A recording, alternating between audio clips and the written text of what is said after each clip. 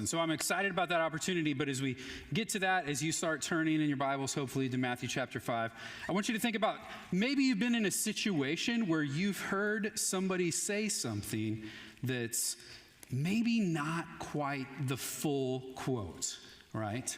I think there's a movie where the guy says a line and he says, "You may say I'm a dreamer, but I'm not."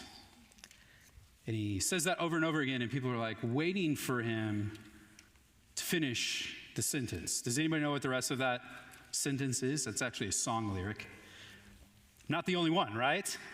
And so there's a really big difference between that and what he's actually saying, right? He says, "You may say I'm a dreamer, but I'm not." You interpret that as saying like, okay, clearly he's trying to say he's not a dreamer, right? As opposed to, "You may say I'm a dreamer, but I'm not the only one," means there's a lot of other people, or at least one other person that is a dreamer alongside with you, right? Do you see how there's like a big difference between those two things? All right, and so maybe you can think of a situation where you've possibly misunderstood what's being said, or you've misunderstood something important. Maybe it's an instruction, things like that. Or maybe even you're using the words in the improper sense. Right now, Ada, my 2-year-old, has a very limited vocabulary.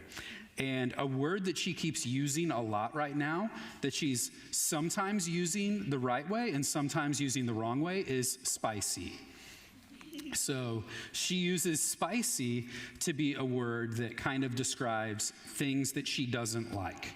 And so unfortunately on Christmas Day, she threw up 3 times and was just a little bit sick with that. But she said, "Daddy, I have spicy burp." And I was like, okay. Yeah, we call that puking, but I could see how you could think that that's like a spicy burp, right? You know, so it's uncomfortable, you don't like it, it's just not really there. But even tonight, like right before we left, right before I left, me and my girls, we were watching football. Amy has this, it's like store brand bottled carbonated flavored water from just like Schnucks or whatever, or like anywhere, just every grocery store has their own brand of it. And so Rory likes to take drinks of it. And so Ada decided she wanted a drink of it. So Ada goes to take it. She's like, "Oh, spicy." It's not spicy at all. It just has carbonation. And she's not used to it. So she calls it spicy. And right now she has some words that are flipped. So if she says yucky, that actually means she really likes it. She's trying to say yummy, but she can only say yucky. Right? And so there's all these things about her little world that are just kind of a little bit messed up. They're not really where they're supposed to be. But when we think about where we're getting ready to jump in here with Jesus and the world that he is in and the world in which he came into to talk with these people about these things, he's going to be trying to refocus, he's going to be trying to reverse, and he's going to be trying to redefine these different things that they have learned about, that they have thought that they believed, in that. And so when you think about the world that he steps into, these people don't actively think like they're disobeying God. It's a group of people, the nation of Israel, that thinks that they're doing what God is wanting them to do. They think they're waiting for the Messiah. They think they're following God. They think they're being obedient to him. And in doing that, they've actually set themselves off on a different trajectory than what God is trying to put them on. And so Jesus comes to refocus them in the teachings and to refocus them to what God is actually calling them to do. So go ahead and open your Bibles to Matthew chapter 5, and I'm going to get a different stand that hopefully doesn't fall down, because this one just kept getting lower and lower as I was talking there. So let's see what happens. All right, awesome. So Matthew chapter 5. Tonight we're just going to read what's commonly called the Beatitudes, which are the first 12 verses. And we're not going to have the opportunity to really dive down into all of these, because our goal is to get through the totality of this Sermon on the Mount in this spring semester. And so if you did happen to go to Ascend Camp, does anybody know which one of these H.P. Charles spoke on 2 years ago when we were there? Anybody remember? Look at these people who don't pay attention to the sermon. Oh, I saw that half-hearted hand, Will. Yeah. Give it a shot, Will. What do you think? Which one of the Beatitudes did he nail down on?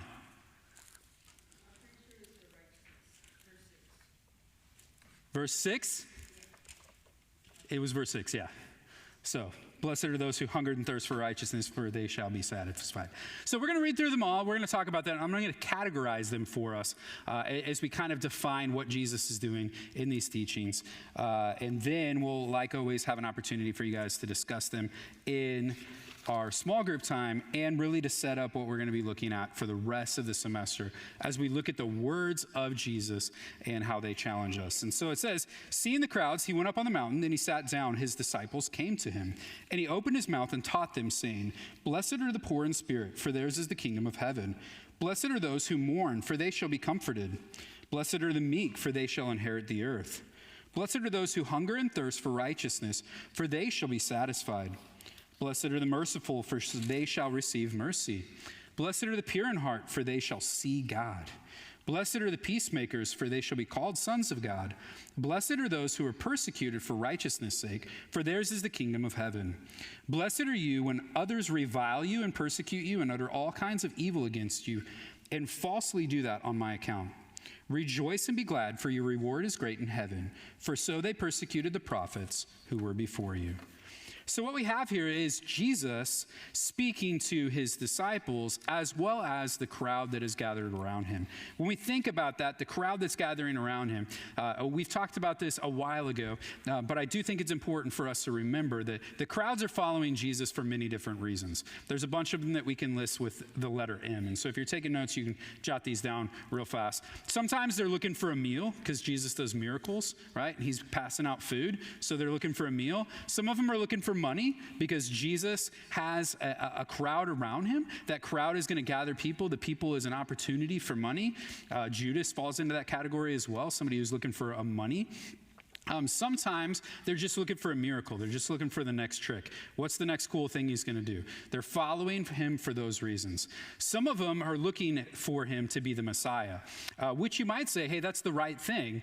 But unfortunately, how they have defined the Messiah is different than what Jesus is going to show them the Messiah truly is. And then some of them truly follow Jesus because he's their master.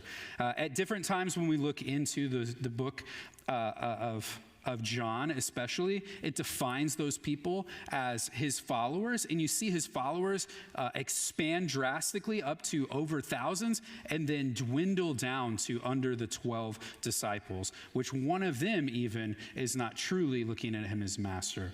So at this point, there's still this huge crowd around Jesus. And as Jesus does often, he's going to speak to them and he's going to tell them about what he's truly all about. Unfortunately, some people are going to hear that and they're going to choose to walk away from what's going on. They're going to hear those words and they're not going to respond in the way that God is challenging them to. And so that challenge is laid before us today as well. As we hear God's words in tonight's message, as you walk through our sermon series here, Matthew 5 through 7, and hopefully as you participate in the year-long Bible reading program, as you hear the word of God and you have an opportunity to allow it to come into your heart, allow it to transform and bring about the desired ends that it's focused on, you have an opportunity to allow that to take place, or you have the opportunity to continue to live in ignorance or to live in opposition to what it's saying. But Jesus wants to define what it means to be a kingdom citizen. We want to see what God wants on God's terms through God's words.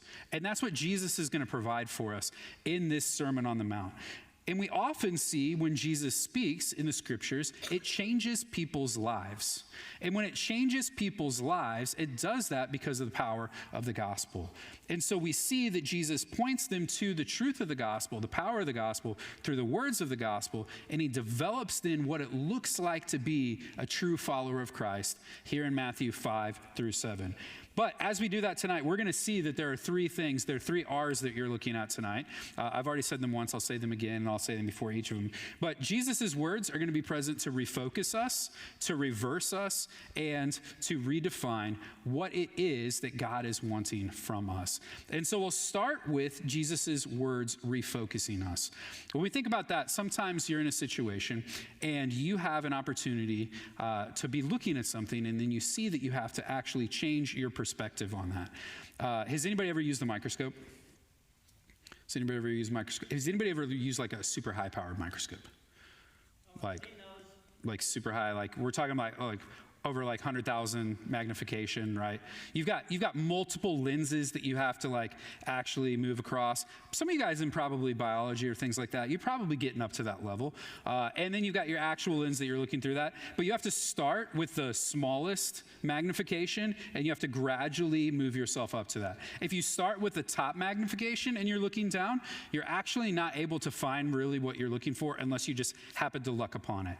Because you're looking for the largest organism, and then you're getting down and you're seeing like all the things like, does anybody know what the mitochondria is, right? That was the joke when I was a kid, like it's powerhouse of the cell, like why we need to know that, nobody knows, but we don't know how to do our taxes or rotate our tires, but we know the mitochondria is the powerhouse of the cell, right? But anyways, you use that, but you have to constantly refocus that microscope so that you can see the details so that you can make the informed decisions. Now, when I was looking in a microscope, basically all I was having to say was like, is this a plant cell? Is this a, animal cell? Can I see the cell membrane? Things like that, right?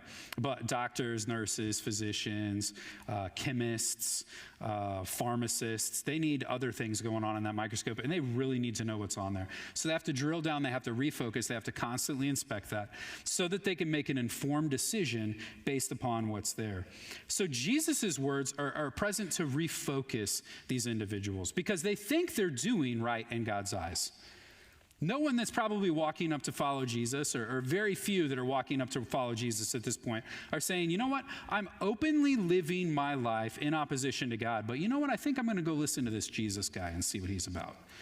Most of these people that are following him because they're curious and they want to learn more. They want to see what God has to say. Is this person actually a prophet from him? Is this person the one that God has sent to be with us and to talk with us? And is he maybe the Messiah who's going to free us from Rome and the different things that are going on? So each of the phrases would have led the hearers to really reflect on what he's actually saying, because they include part of what they would have naturally believed, but then they take it to a different point. If we look back at these, we would see that in several of these. First off, it says, "Blessed are the merciful, for they shall receive mercy." Verse 7. You think about that, right? Blessed are the merciful. Certainly they would agree with that.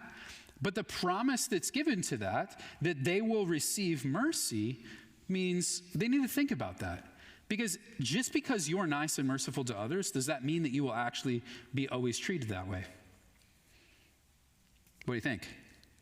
No, right? So these people, they'd probably tried to be merciful to the Roman guards and the different people who had come in and conquered their land. Did that mean that favor was always returned to them that way? No. So they're left pondering, what is it that he's talking about? He has a heavenly perspective that he's talking about. Those people who extend forgiveness to others will receive forgiveness from God. You look down and it says, "Blessed are the pure." They would have agreed with that statement, but then they add this thought of pure in heart. And then the promise that they tie to that is that they shall see God. How are they supposed to understand that? They're left pondering this phrase that they would have understood part of, but then had another aspect of it that's added to that. Same thing here with "Blessed are the peacemakers, for they shall be called sons of God." Now that one is one that they certainly would say, blessed are the peacemakers for the nation of Israel, but they didn't want to have peace with the people around them. In fact, they wanted the military and the other people who had come to conquer them, the Roman Empire, they wanted them cast out, and they were going to do that via war. And so if you look back in what's called the intertestamental period, took place between the end of the Old Testament, beginning of the New Testament, there are many attempts by the nation of Israel to overthrow what takes place. We commonly, and the most widely understood one of those, took place in what's called the Maccabean Revolt, and you can read about that historically under different things. Much has been written about that. Different versions of the Bible, different people who have different faith walks will actually include books by the Maccabees in their scriptures, and you can read about that, but that was just one of many of those attempts of the people trying to overthrow the government. So I got a thumbs up after it went off for a second, so we're good, we're back. All that to say, he's trying to refocus them. Okay? He's trying to refocus them because they have these beliefs, these things that they're following, these words that they've heard are true, yet they're not leading them to the right lifestyle. They're not leading them to do the right thing. The next point here we see is that Jesus' words sometimes actually call for a reversal of what is expected. When we think about that, it's sometimes almost like the exact opposite of what's going on. Or it's something that's radically different than what it was meant to be. Whenever I think about this, I think about when I was in seminary, there was a guy, there were people from all over the world in my seminary class. And one of the guys in one of the classes, he had to preach like a message. And as he was talking through that, he got to this point and he goes, and we'll go from there and we'll just wax the whole elephant. And we sat there and we're like, did he just say wax the whole elephant? And at the end of those, we usually got an opportunity to talk about what it was that he had done, and we'd been able to like ask questions and things like that. So we ask all the serious questions, we get through all that part, we give them encouragement, all those different things. And then they're like, any other questions? And I don't remember who it was, but somebody's like, hey, yeah, so could you tell me what you think wax the elephant means? And he's like, yeah, wax the elephant. You just go on and on and on. So he's from India. They have elephants in India. And he heard somebody say the phrase wax eloquent, and he thought it meant wax the elephant.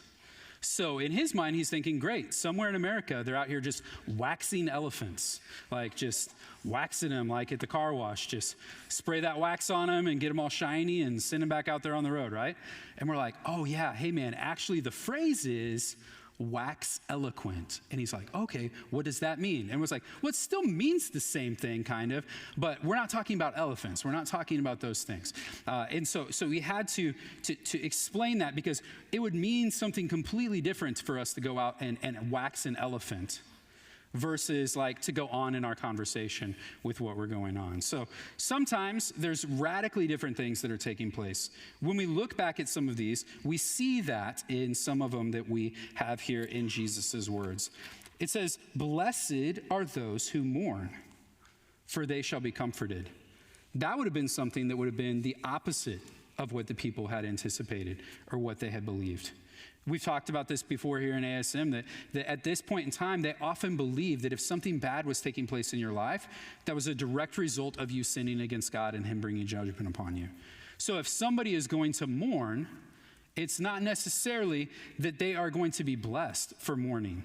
In fact, they would believe the opposite, that they're being cursed or in some way punished for that. But it says, blessed are those who mourn, for they shall be comforted. So it brings about this comfort that's promised from God. That would be a reversal of what they had expected. It said, blessed are the meek, for they shall inherit the earth. No, it's the victorious, it's the powerful that are promised to inherit the earth. It's the opposite of what they're expecting. Blessed are those who are hungry, or those who have hunger and thirst for righteousness, because they will be satisfied. We don't think of the people who are hungry is the word that we use here in America. The people who are hungry or thirsty are not always satisfied. But the promise of God displays that that's going to take place. Then those who are reviled, does anybody know what it means to be reviled? It's not a word that we commonly use. What does it mean to be reviled? Jonathan? To like resurrect? Not necessarily resurrect. It's a little different. Blessed are those who are reviled, or when others revile you. What do you think? To be hated, right? So how would you say blessed are those when people hate you? You think that's what they're going to want to hear, right? You think that's going to be a common belief of people going around and say, hey, I want you to join my club. We're going to get hated by everybody. You think people are going to like really sign up for that? There's some people who enjoy being hated, but most people don't, right? Social media teaches us that, right? People like to have friends. They like to have people around them. So blessed are those when others revile you or hate you and persecute you, utter all kinds of things against you. But there's an important thing on there. It does say on my account.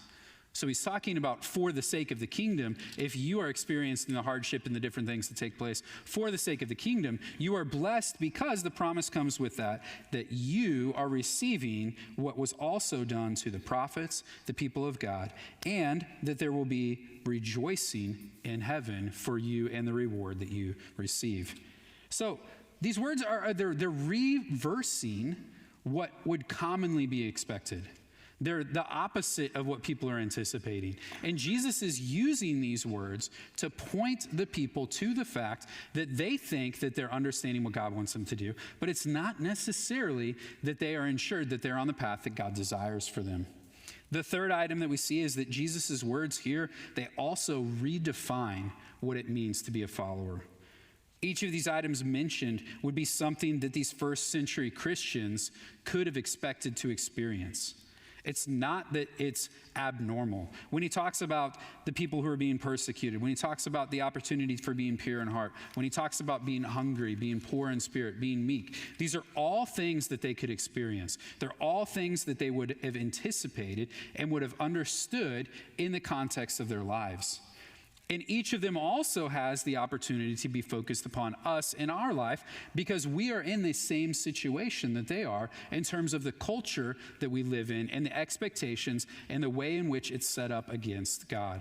If you've been in our Revelation series, you've seen that Pastor Jeff has given us these two cities, he calls them, the city of God and the city of man.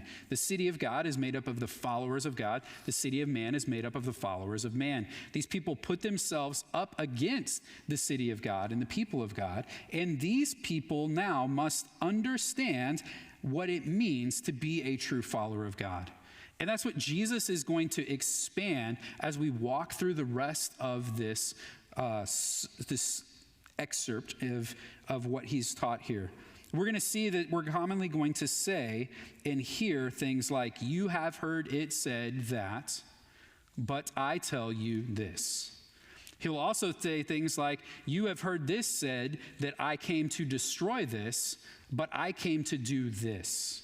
He redefines what takes place. He refocuses us on what it is that God truly desires, and he puts us on a path where we can understand how we're supposed to rightly respond to how God has revealed himself to us, and how we're supposed to rightly live that way, and to have an opportunity to do that as followers of God and people who will experience, hopefully, the blessings of the kingdom. But I do want to take us to one small place that I think that we need to understand as kind of almost the end of this message so that we have kind of a tenor of the tone of what Jesus is going to bring across. So go ahead and flip over to chapter 7, verse 21. And so this is kind of a warning that he kind of wraps up his sermon with, that he's doing because he's talking to crowds and crowds of people. You know, this morning we talked about the invitation of the marriage supper if you were here at church. And that invitation was laid out before all people that were here, has been laid out before all people that have seen that. But unfortunately, invitations are given that are not always received and responded to. Right now, I just received an invitation in the mail. One of my friends is getting married, and he's getting married in April in Nashville. Sure, it's going to be a gorgeous wedding. But unfortunately, my wife is pregnant, and she has baby due in May, and the doctors really don't want us to travel that close to her due date. You're supposed to be within like an hour of your doctor at that point in time in your pregnancy. Okay, so I got invited to the wedding, but I'm probably not going to go, right? I want to be there, but I also don't want it bad enough to leave my wife pregnant here and go all the way there by myself, right? Does that make sense? So I could want it, I could be invited to it, and I can still choose not to go because I'm not willing to do what has to be done to make it to that event. It's the same for Jesus in the invitation to enter his kingdom. You can want it, you can be invited, but you can choose to come up short of actually following through to do what's necessary to get there. Verse 21 says, "Not everyone who says to me, 'Lord, Lord,' will enter the kingdom of heaven, but the one who does the will of my Father who is in heaven. On that day, many will say to me, 'Lord, Lord, did we not prophesy in your name, cast out mighty demons in your name, and do many works in your name?' And then I will declare to them, 'I never knew you. Depart from me, you workers of lawlessness.'" There's a seriousness to these words of Jesus as he's trying to develop what it means to truly follow him. You know, as you're reading through this passage, as you're reading through these chapters, I encourage you also, like, look at John chapter 6. We'll be pulling that in sometimes. There's other places in John as well that we'll be pulling in where he kind of like pulls back the curtain and says, yeah, you want to do this. This is what it's really like. Jesus is explaining that to these people. I know here we live in Johnson County, Kansas. It's a fairly good lifestyle here for most people, right? There's a lot of good things that are going on. There's good schools, there's good sports teams. You have lots of opportunities, things like that.